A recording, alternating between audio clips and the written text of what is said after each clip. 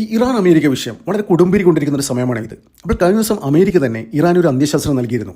അതായത് അടുത്ത 10 ദിവസത്തിനുള്ളിൽ ഞങ്ങൾ പറയുന്ന കണ്ടീഷൻസ് അംഗീകരിച്ചില്ലെങ്കിൽ, അതായത് ഞങ്ങൾക്ക് വഴങ്ങിയില്ലെങ്കിൽ അമേരിക്ക ഇറാനിൽ കയറി അടിക്കുമെന്ന്. അപ്പോൾ ഇറാൻ ഈ അമേരിക്കയുടെ തിട്ടൂരത്തിന് മുന്നിൽ വഴങ്ങില്ല എന്നുള്ള സൂചന തന്നെയാണ് അവരുടെ ഭാഗത്തു നിന്നുണ്ടായ ഏറ്റവും പുതിയൊരു സ്റ്റേറ്റ്മെൻറ്റ്. അവരെന്താണ് പറഞ്ഞതെന്ന് വെച്ചാൽ, അമേരിക്ക ഇൻ കേസ് ഞങ്ങളുടെ രാജ്യത്ത് കയറി ആക്രമിച്ചിട്ട് ഞങ്ങളുടെ ഒരു പൗരനോ ഞങ്ങളുടെ എന്തെങ്കിലും പ്രോപ്പർട്ടീസിനോ എന്തെങ്കിലും പ്രശ്നം സംഭവിച്ചു കഴിഞ്ഞാൽ ഞങ്ങൾ ദോഹയും ദുബായും ചുട്ട് ചാമ്പലാക്കും, അതുമാത്രമല്ല അവിടെ ശവപ്പറമ്പാക്കി മാറ്റുമെന്ന്. അവർ ഇറാൻ ഇങ്ങനെ പറയാൻ കാരണം എന്താണ്? അതായത് അമേരിക്ക ഇറാനിൽ കയറി അടിക്കുന്നതിൻ്റെ പ്രതികരണമായിട്ട് ഇറാൻ ദോഹയും ദുബായും ആക്രമിക്കുന്നു പറയുന്നതിൽ പ്രത്യേകിച്ച് കാരണമുണ്ട്. അതായത് മിഡിൽ ഈസ്റ്റിലെ എല്ലാ രാജ്യങ്ങളിലും അമേരിക്കക്ക് എയർബേസ് ഉണ്ട്, ഈ സൈനിക താവളം എന്ന രീതിയിൽ. അതായത് അമേരിക്കയുടെ ഒരു സാറ്റലൈറ്റ് രാജ്യം എന്ന് വേണമെങ്കിൽ പറയാം ഈ രാജ്യങ്ങളൊക്കെ. അപ്പോൾ അവർക്ക് പല രാജ്യങ്ങളും ആക്രമിക്കാനും അവരുടെ സൈനിക നടപടി കൊണ്ടുപോകാനും വേണ്ടിയിട്ടാണ് മിഡിൽ ഈസ്റ്റിലെ എല്ലാ രാജ്യങ്ങൾക്കും എല്ലാ രാജ്യങ്ങളും അമേരിക്ക എയർബേസ് ഉണ്ട്. പ്രത്യേകിച്ച് ഖത്തറിൻ്റെ കാര്യം നോക്കുകയാണെങ്കിൽ ഖത്തർ തന്നെ ആ രാജ്യം തന്നെ അവരുടെ അതായത് അവരെ സുരക്ഷ കാണുന്ന അമേരിക്കൻ എയർബേസ് ഉള്ളതുകൊണ്ടാണ്. അതായത് മിഡിൽ ഈസ്റ്റിലെ ഏറ്റവും വലിയ എയർബേസ് ഉള്ളത് ഖത്തറിലാണ്. അത് ഈ ഖത്തറിലെ ഭരണാധികാരികൾക്കും അവിടുത്തെ രാജകുടുംബാംഗങ്ങൾക്കും പോലും അതിനകത്ത് പ്രവേശനമില്ല. നിങ്ങൾ ശ്രദ്ധിച്ചായിരുന്നു? അതായത് ഇസ്രായേൽ ഹമാസിൻ്റെ ആൾക്കാർ ഹമാസിൻ്റെ തീവ്രവാദികളെ ഖത്തറിൽ കയറി അടിച്ചില്ലേ? അപ്പോൾ ആ സമയത്ത് ഖത്തർ പറഞ്ഞു ഞങ്ങൾ ഇസ്രായേലിനെ അതൊരു ഭയങ്കര മറുപടി കൊടുക്കും, തിരിച്ചടിക്കുന്നൊക്കെ. അവർക്ക് തിരിച്ചടിക്കാൻ പറ്റില്ല, ഡയലോഗ് അടിക്കാനേ പറ്റൂ. കാരണം എന്താണെന്ന് വെച്ചാൽ അവർക്കൊരു ഡെഡിക്കേറ്റഡ് ആർമിയില്ല. അവർ തന്നെ അവരെ സുരക്ഷ ഫുള്ള് ഏൽപ്പിച്ചിരിക്കുന്നത് അമേരിക്കയാണ്. അപ്പോൾ അതുകൊണ്ടാണ് ഈ ഖത്തറിൻ്റെ എന്താ പറയുക ദോഹയിലൊക്കെ ഇറാൻ അവിടെ കയറി ജനവാസ കേന്ദ്രങ്ങൾ കയറി ആക്രമിക്കുന്നത്. അപ്പോൾ അവർ വ്യക്തമായി പറഞ്ഞിട്ടുണ്ട് അവരുടെ ഭാഗത്ത് നിന്ന്, അതായത് ഈ ദോഹയും ദുബായിലൊക്കെ ശവപ്പറമ്പാക്കി മാറ്റുന്നത്. അതിനർത്ഥം എന്താണെന്ന് വെച്ച് കഴിഞ്ഞാൽ ജനവാസ കേന്ദ്രങ്ങളിൽ എന്തായാലും ആക്രമിക്കുവാണ്. അപ്പോൾ നമുക്കറിയാം ഈ രണ്ട് രാജ്യങ്ങളെ ഖത്തറെ സംബന്ധിച്ചിടത്തോളം ഖത്തർ നമ്മുടെ പൂന സിറ്റിയുടെ അത്ര വലിപ്പമുള്ള ഒരു രാജ്യമാണ്. അതായത് എല്ലാ സ്ഥലത്തും വലിയ രീതിയിലുള്ള ബഹുനില കെട്ടിടങ്ങളുള്ള സ്ഥലമാണ്. 2 മിസൈൽ വീണാൽ തന്നെ വലിയ രീതിയിലുള്ള പ്രശ്നങ്ങൾ, ഗുരുതരമായ ഡാമേജ് അവിടെ ഉണ്ടാവും. ഒരുപാട് ആൾക്കാർ കൊല്ലപ്പെടാനുള്ള സാധ്യതയുണ്ട്. അതേമാതിരി തന്നെയാണ് ദുബായിലും. ഇപ്പോൾ മുമ്പ് തന്നെ, അതായത് കുറച്ച് ദിവസം മുന്നേ ഏകദേശം ഇറാനും ഇറാനും ആക്രമിക്കും എന്നില്ല അടുത്ത് എത്തിയിരുന്നു ഒരു പോയിന്റിൽ. അപ്പോൾ ആ സമയത്ത് ഒരു പ്രത്യാക്രമണം എന്ന നിലയിൽ ആ സമയത്ത് ഇറാൻ പറഞ്ഞതെന്ന് വെച്ച് കഴിഞ്ഞാൽ ഞങ്ങൾ ബുർജ് ഖലീഫ അടക്കം തകർക്കും, ഞങ്ങളോട് മുട്ടാൻ വന്നു കഴിഞ്ഞാൽ ഞങ്ങൾ മൊത്തം ദുബായ് ചാമ്പലാക്കും, അത് നോക്കിയും കണ്ട് കളിച്ചാൽ മതി എന്നില്ലേ. അപ്പോൾ എന്താണ് അങ്ങനെ പറഞ്ഞപ്പോൾ UAE ഭരണാധികാരികളൊക്കെ അമേരിക്കയിൽ പ്രഷറിലെത്തി. അതായത് നിങ്ങൾ ബുദ്ധിമോശം കാണിക്കരുത്, നിങ്ങൾ എന്തെങ്കിലും ബുദ്ധിമോശം കാണിച്ചു കഴിഞ്ഞാൽ ഞങ്ങൾക്കാണ് ഡാമേജ് ഉണ്ടാകുന്നത്. അതായത് അതിൻ്റെ ഉത്തരവാദിത്തം നിങ്ങൾക്ക് ഏറ്റെടുക്കാൻ പറ്റുമെങ്കിൽ മാത്രം നിങ്ങൾ ഇറാൻ ആക്രമിച്ചാൽ മതി എന്നുള്ളൊരു സന്ദേശമാണ് UAE അമേരിക്ക കൊടുത്തത്. അപ്പോൾ നിങ്ങൾ ശ്രദ്ധിച്ചായിരുന്നു ഈ അടുത്ത കാലത്ത് UAE പ്രസിഡന്റ് അൽ നഹ്യാൻ ഇന്ത്യയിൽ വന്നില്ലേ? ഇന്ത്യയിൽ വന്നിട്ട് നമ്മൾ വലിയ രീതിയിൽ സൈനിക സഹകരണമൊക്കെ എഴുതി ഒപ്പിട്ടു. അപ്പോൾ എന്താണ് അതിന് പിന്നിലെ ചേതോ വികാരം? ഈ ഇറാൻ്റെ ഭാഗത്ത് നിന്ന് ഇത്തരത്തിലൊരു പ്രഖ്യാപനം ഉണ്ടായതിനു ശേഷമാണ് ഈ UAE ഭരണാധികാരി അവർക്കൊരു മനമാറ്റം ഉണ്ടായത്. പെട്ടെന്ന് ഇന്ത്യയിൽ വന്ന് ഇന്ത്യയായിട്ട് സൈനിക കരാർ ഒപ്പിട്ടു. ഇന്ത്യക്ക് UAEക്ക് ആയുധം നൽകും, ഇന്ത്യ UAEയിൽ ആയുധം നിർമ്മിക്കും, ഇന്ത്യയുടെ തന്ത്രപ്രധാനമായ പല കാര്യങ്ങളും ബ്രഹ്മോസ് അടക്കം UAEക്ക് കൊടുക്കുന്നില്ലേ. അപ്പോൾ അതിൻ്റെ ഉദ്ദേശം തന്നെ ആ ഇന്ത്യയുടെ സൈനിക സഹകരണത്തിന് പിന്നിലുള്ള അവരുടെ മോട്ടീവ് ഇത് തന്നെയാണ്. അതായത് ഇന്ത്യ ഇറാൻ ഇപ്പോൾ ചെറിയ രീതിയിൽ ബന്ധം വഷളായിട്ടുണ്ട്, വലിയ രീതിയിലില്ല. പക്ഷേ ഇറാനും ഇന്ത്യയും തമ്മിൽ വളരെ തന്ത്രപ്രധാനമായ പല മേഖലകളിലും ഇപ്പോൾ സഹകരണമുണ്ട്. അപ്പോൾ ഈ ദുബായ് UAE സർക്കാർ ഇന്ത്യയായിട്ട് ഒരു റിലേഷൻ ഉണ്ടാകുമ്പോൾ ഇൻ കേസ് നാളെ ഇറാൻ UAE ആക്രമിക്കാൻ തയ്യാറാകുകയാണെങ്കിൽ, അത്തരത്തിൽ അവരൊരു ആഗ്രഹമുണ്ടെങ്കിൽ അത് ഇന്ത്യ ഇടപെട്ടിട്ട് അത് ന്യൂട്രലൈസ് ചെയ്യും എന്നുള്ളൊരു ചേതോ വികാരം കൂടി UAEക്ക് ഉണ്ടായിരുന്നു. അപ്പോൾ അതുകൊണ്ടാണ് UAEയും ഇന്ത്യയും തമ്മിൽ വലിയ രീതിയിലുള്ള ഇന്ത്യയെ കൂട്ടുപിടിക്കാൻ UAE മുന്നിട്ടിറങ്ങിയത്. ഇപ്പോൾ നേരത്തെ സൗദി അറേബ്യ പാകിസ്ഥാനെ പിടിച്ചില്ലേ? പാകിസ്ഥാനെ പിടിച്ചെന്താണെന്ന് വെച്ചാൽ സൗദി അറേബ്യക്ക് ആണവായുധം അങ്ങനെയുള്ള കാര്യങ്ങളൊക്കെ വേണം. പക്ഷേ പാകിസ്ഥാനെ കൊണ്ട് ഒരു ചുക്കും ചെയ്യാൻ പറ്റില്ല എന്ന് സൗദി അറേബ്യക്ക് പോലും മനസ്സിലായി. അപ്പോൾ സൗദി അറേബ്യ ഇപ്പോൾ ഇന്ത്യയായിട്ട് വലിയ രീതിയിലുള്ള ടൈപ്പിന് ഒരുങ്ങുകയാണ്. അതായത് ഈ സൗദിയും UAEയും തമ്മിലൊരു ശീതയുദ്ധമുണ്ട്. അതായത് മിഡിൽ ഈസ്റ്റിൽ കേന്ദ്രീകരിച്ചിട്ട് ഇപ്പോൾ യമനിലും അവിടെയൊക്കെ കേന്ദ്രീകരിച്ച് വലിയ രീതിയിൽ ശീതയുദ്ധം നടന്നുകൊണ്ടിരിക്കുകയാണ് സൗദിയും UAEയും. അപ്പോൾ സൗദിയെ പേടിപ്പെടുന്നത്, അതായത് സൗദി അന്ന് എന്താ വിചാരിച്ചത്?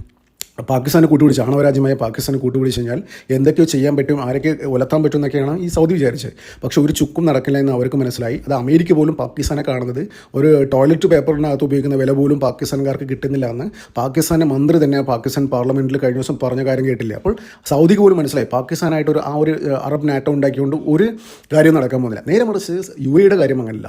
UAE വളരെ തന്ത്രപ്രധാനമായിട്ട് ഇറാൻ്റെ ആ ഒരു ആക്രമണമൊക്കെ ന്യൂട്രലൈസ് ചെയ്യാൻ വേണ്ടിയിട്ടും വലിയ രീതിയിൽ, അത് ഇന്ത്യ എന്ന് വെച്ചാൽ വേൾഡിൽ തന്നെ വലിയ രീതിയിൽ ഡിഫൻസ് മാർക്കറ്റിൽ വലിയ ശക്തിയായി വളർന്നുകൊണ്ടിരിക്കുകയാണ്.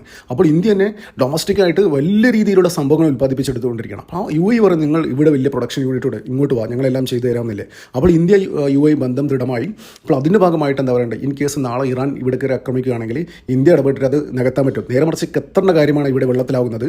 അപ്പോൾ ഇറാൻ ഖത്തറിൽ അടിച്ചു കഴിഞ്ഞാൽ ഖത്തറിൽ അടിക്കുന്ന കാര്യത്തിൽ ഒരു സംശയമില്ല. അപ്പോൾ ചിലപ്പോൾ UAE ചിലപ്പം ദുബായിയൊക്കെ വെറുതെ വിടും. കാരണം എന്താണെന്ന് വെച്ച് കഴിഞ്ഞാൽ ഇന്ത്യയായിട്ടുള്ള ബന്ധം നിലനിർത്തി ഇന്ത്യ ഡിപ്ലോമാറ്റിക്കായിട്ട് എന്തെങ്കിലും ഇറാൻ്റെ അടുത്ത് പറഞ്ഞാൽ അത് UAE വിട്ടേക്കുന്നുള്ള രീതിയിൽ അങ്ങനെയുള്ള കാര്യങ്ങൾ പറഞ്ഞു കഴിഞ്ഞാൽ എന്തിനായാലും ഇറാനെ സംബന്ധിച്ചിടത്തോളം ഖത്തറിനെ വെറുതെ വിടില്ല എന്നുള്ള കാര്യത്തിൽ ഒരു സംശയമില്ല. അതായത് ഖത്തറിന് എന്താണെന്ന് വെച്ചാൽ അമേരിക്കയുടെ അടിമ രാജ്യം മാതിരിയാണ് ഈ ഖത്തർ ഉള്ളത്. അതായത് എല്ലാ കാര്യങ്ങളും വലിയ എയർബേസ് കൊടുക്കുക, അത്തരം കാര്യങ്ങൾ എല്ലാവിധ അമേരിക്കയ്ക്ക് വേണ്ട എല്ലാ സഹായങ്ങളും എല്ലാ ഫ്രീഡം കൊടുക്കുന്ന ഒരു രാജ്യമാണ് ഈ ഖത്തർ. അപ്പോൾ ഖത്തറിന് എന്തായാലും ഇറാൻ വെറുതെ വിടുന്നില്ല. പക്ഷേ ഇവിടെ പ്രശ്നം എന്താണെന്ന് അറിയോ?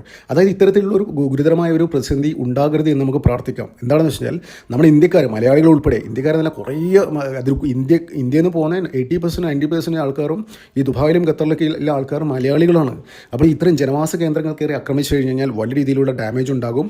ഒരുപാട് ആൾക്കാർ കൊല്ലപ്പെടാനുള്ള സാധ്യതയുണ്ട്. അത് വലിയ രീതിയിൽ പ്രവാസി സമൂഹത്തിന് തന്നെ വലിയ രീതിയിൽ ആശങ്ക ഉണ്ടാക്കിയിട്ടുണ്ട്. അപ്പോൾ ഈ പ്രവാസികളെ മാത്രമായിട്ട് നമ്മൾ അങ്ങനെ കാണണ്ട. ആ രാജ്യത്തിന് തന്നെ ഖത്തർ എന്ന പറയുന്ന ഈ UAE ഇതൊക്കെ ഉണ്ടല്ലോ, അത്രയും വലിയ ബഹുനില കെട്ടിടങ്ങളും അങ്ങനെ ഒരു 1-2 മിസൈൽ പോലും പതിച്ചു കഴിഞ്ഞാൽ പിന്നെ അവിടെ ഒന്നും ചെയ്യാൻ പറ്റാത്ത, അതായത് രക്ഷാപ്രവർത്തനം പോലും ചെയ്യാൻ പറ്റില്ല. അതായത് ഇത്രയും ബഹുനില കെട്ടിടങ്ങളിൽ മിസൈൽ ഇട്ട് കഴിഞ്ഞാൽ എന്ത് ചെയ്യും? ഒന്നും ചെയ്യാൻ പറ്റില്ല. അപ്പോൾ ഇറാനെ സംബന്ധിച്ചിടത്തോളം ഈ ഭൂമിശാസ്ത്രപരമായ കാര്യം നോക്കുകയാണെങ്കിൽ, അതായത് അവർക്ക് പെട്ടെന്ന് ഈ രാജ്യങ്ങളൊക്കെ ആക്രമിക്കാൻ തക്ക രീതിയിലുള്ള ഒരു ഭൂമിശാസ്ത്ര ഘടനയാണ് ഇറാൻ്റെ ഭാഗത്ത് നിന്ന്. പെട്ടെന്ന് അവർക്ക് ദുബായിൽ ആക്രമണം നടത്താം, ഈ ദോഹയിൽ അറ്റാക്ക് നടത്താം, എല്ലാ രാജ്യങ്ങളും അറ്റാക്ക് നടത്താൻ പറ്റുന്ന ഒരു ഭൂമിശാസ്ത്രപരമായ ഒരു അഡ്വാൻറ്റേജുള്ള രാജ്യമാണ് ഇറാൻ. അപ്പോൾ ഇതിനൊരു തീരുമാനമാകണം. അതുകൊണ്ട് തന്നെയാണ്, അതായത് ഈ അമേരിക്കയോട് എന്തായാലും ഇറാനി പിടിച്ചു നിൽക്കാൻ പറ്റില്ല. അപ്പം ഇസ്രയേലിനെ പോലും വിറപ്പിച്ച ടീമാണ് ഇറാൻ. ഇപ്പം മുമ്പ് ഇസ്രയേൽ പറഞ്ഞു ഇറാൻ അങ്ങ് മൂക്കിക്കേട്ടെന്നൊക്കെ പറയുന്നത്. പക്ഷേ ഇറാൻ്റെ ഭാഗത്ത് നിന്ന് ശക്തമായ തിരിച്ചടി ഉണ്ടായിരുന്നു. ഇസ്രയേലിൽ കട്ടക്ക് നിന്നിരുന്നു. അതുപോലെ അമേരിക്കയുടെ കൂടെ നിൽക്കാൻ പറ്റില്ല എന്തായാലും. അതായത് ഇത്തരത്തിലും ഇതുവരെ കാണാത്ത ആയുധങ്ങളൊക്കെ ആയിരിക്കും അവർ എന്താ പറയണ്ടേ പുറത്തെടുക്കാൻ പോകുന്നത്, അവർക്ക് എന്തെങ്കിലും പണി പാണെന്നൊക്കെ തോന്നുമ്പോൾ. അപ്പോൾ ഇറാൻ ഒരിക്കലും അമേരിക്കയായിട്ട് പിടിച്ചിരിക്കാൻ പറ്റില്ല.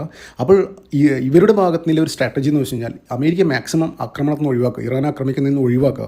ആ മാറ്റി നിന്നതിൻ്റെ ഭാഗമായിട്ടാണ് ഈ അമേരിക്കയുടെ സഖ്യകക്ഷികളായ ഇത്തരം ആൾക്കാരെ അവരെ ആക്രമിക്കും എന്ന് പറയുന്നതിലെ തേജോവികാരം. അതായത് അതുകൊണ്ട് തന്നെ ഒരു പരിധിവരെ ഇറാൻ ഈ വിഷയത്തിൽ വിജയിച്ചിരിക്കുന്നു എന്ന് വേണമെങ്കിൽ പറയാം. അതായത് ഈ ഒരു സ്റ്റേറ്റ്മെൻറ്റിന് ശേഷമാണ് UAE ഭരണാധികാരികളും ഈ ഖത്തറിൻ്റെ ആൾക്കാർക്ക് അമേരിക്ക എടുത്ത് വലിയ രീതിയിൽ പ്രഷർ നൽകുന്നുണ്ട്. നിങ്ങൾ എങ്ങനെയെങ്കിലും പറഞ്ഞ് സോൾവ് ആക്കുക, ഈ ഒരു വിഷയം സോൾവ് ആക്കുക, ഇല്ലെങ്കിൽ ഞങ്ങൾക്കാർക്കും കൂടുതൽ ഡാമേജ് ഉണ്ടാകുക. അമേരിക്കക്ക് പ്രശ്നമൊന്നുമില്ല, അമേരിക്കക്ക് അവരുടെ രാജ്യത്ത് ഒരു പ്രശ്നം ഉണ്ടാവില്ല. പക്ഷേ ഈ രാജ്യങ്ങളൊക്കെ ഇത്രയും കൊല്ലമായിട്ട് എന്താ പറയുക, അവിടെയുള്ള ഡെവലപ്മെൻറ്റും കാര്യങ്ങളും എല്ലാം ചുട്ട് ചാമ്പലാക്കുന്ന രീതിയിലായിരിക്കും. ഒരു 4-5 മിസൈൽ വീണാൽ തീരാവുന്ന കേസുകൾ ഈ ദുബായും ദോഹയൊക്കെ. അപ്പോൾ അവർ തന്നെ പറഞ്ഞിട്ടുണ്ടായിരുന്നു നിങ്ങൾക്ക് പ്രശ്നമുണ്ടായില്ല, ഇൻ കേസ് എന്തെങ്കിലും ഉണ്ടായിക്കഴിഞ്ഞാൽ അതിൻ്റെ പൂർണ്ണ ഉത്തരവാദിത്തം നിങ്ങൾക്കായിരിക്കും എന്നുള്ള ഒരു മെസ്സേജ് ഈ 2 രാജ്യങ്ങൾ ഭരണാധികാരികൾ അമേരിക്കക്ക് കൊടുത്തിട്ടുണ്ട്. പക്ഷേ എന്തിനായാലും സംഭവിച്ചു കഴിഞ്ഞിട്ട് അവരുടെ ഉത്തരവാദിത്തം ഏറ്റെടുത്തിട്ട് കാര്യമില്ലല്ലോ. ഇത്രയും വർഷം കൊണ്ട് ഉണ്ടാക്കിയെടുത്ത വികസനങ്ങളും അവരുടെ ഇൻഡസ്ട്രീസും എല്ലാം തകർന്ന് തരിപ്പണാവും. അതൊക്കെ പുനരുജ്ജീവിക്കണമെങ്കിൽ ചില്ലറ കേസല്ല. അത്രയും കാര്യങ്ങളൊക്കെയാണ് അവിടെ ഈ ചെറിയ സ്ക്വയർ ഫീറ്റിൽ പോലും നടന്നുകൊണ്ടിരിക്കുന്നത്. അപ്പോൾ ഇങ്ങനെയൊന്നും ഉണ്ടാകരുതെന്ന് പ്രാർത്ഥിക്കുക. കാരണം വെച്ചാൽ നമ്മുടെ സഹോദരന്മാർ, ഒരുപാട് മലയാളി സഹോദരന്മാരടക്കം ഈ രാജ്യങ്ങളിലൊക്കെ ദോഹയിലും ഇവിടേക്ക് ദുബായിലൊക്കെ ഒരുപാട് ആൾക്കാരുണ്ട്. ജനവാസ കേന്ദ്രങ്ങൾ അങ്ങനെയൊക്കെ പ്രശ്നമുണ്ടായി കഴിഞ്ഞാൽ വലിയ രീതിയിൽ നമ്മുടെ നാടിനെ തന്നെ ബാധിക്കുന്ന, രാജ്യത്തെ തന്നെ ബാധിക്കുന്ന തരത്തിലേക്ക് അത് കാര്യങ്ങൾ മറിയും. അപ്പോൾ അങ്ങനെയൊന്നും ഉണ്ടാകരുത് എന്ന് നിങ്ങൾക്ക് പ്രാർത്ഥിക്കാം. ഈ അമേരിക്കയും ഇറാനും ഒരു ചർച്ചയിലെത്തിയിട്ട് സോൾവ് ചെയ്തിട്ട് രമ്യമായി പരിഹരിക്കണം എന്നാണ് എല്ലാ രാജ്യങ്ങളും. അതായത് ഒരു ജീവന് പോലും വലിയ രീതിയിൽ വില കൽപ്പിക്കണം ഞങ്ങൾ. അപ്പോൾ ഒരു ജീവൻ പോലും, ഒരു മണ്ണ് പോലും വീഴാതെ, ഒരാളുടെ ദേഹത്ത് ഒരു മണ്ണ് പോലും വീഴാതെ ഈ പ്രശ്നം രമ്യമായി പരിഹരിക്കട്ടെ എന്ന് നമുക്ക് പ്രാർത്ഥിക്കാം. നന്ദി, നമസ്കാരം. മറ്റൊരു